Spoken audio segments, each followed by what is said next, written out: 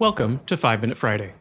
Today's topic is psychological safety, the key to high performance in 5 minutes or less.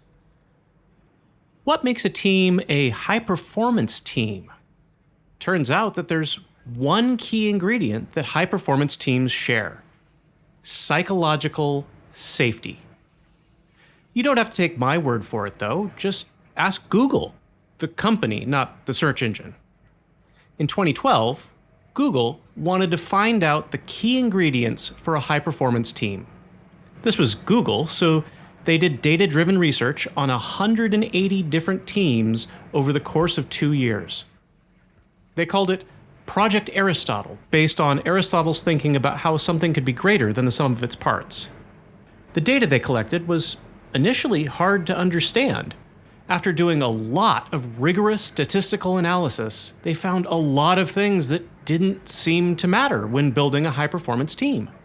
Things that had no correlation with team performance included gender, personal friendships, personal interests, or even how long the team had existed.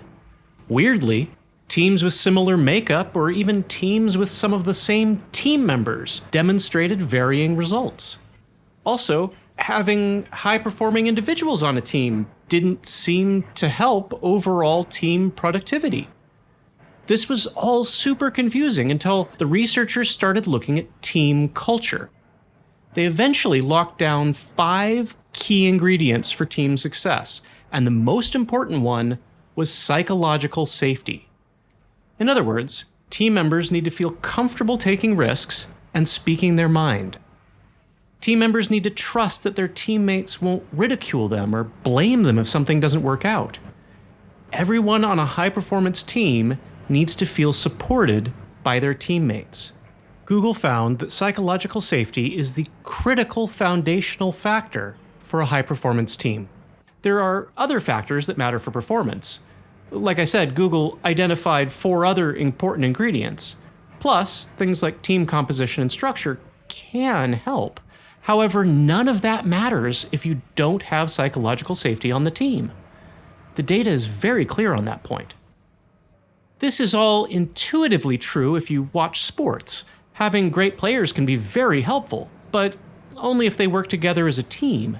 If a team doesn't play well together, then they're going to be outperformed by teams that do. So, how do you build psychological safety on your team or teams? The first step is awareness that psychological safety is important. Feel free to share this video if you think it'll help. Then, you need to find out the current level of psychological safety on your team or teams. An important tip is to use things like anonymous surveys and make sure that they are genuinely anonymous. If people feel unsafe, then asking them directly about their feelings of safety just won't work. Once you know where you currently stand, it's a lot easier to figure out next steps. Fortunately, there's a lot of great resources to help you on your journey, including all of Google's work that they put online. A great starting place is to just Google Project Aristotle and see where that rabbit hole takes you. Building psychological safety can be challenging. Trust and safety are hard to build and easy to break. You may have to have some hard and uncomfortable conversations along the way. One of the hardest parts is genuinely listening to other people's concerns. However, once you recognize the importance of psychological safety and prioritize it, then those hard conversations become a little easier to tackle. Psychological safety isn't the only thing that matters on a team, but it is definitely the most important thing. And what's really cool is that psychological safety doesn't just improve performance, it also makes everybody a lot happier. Thank you very much.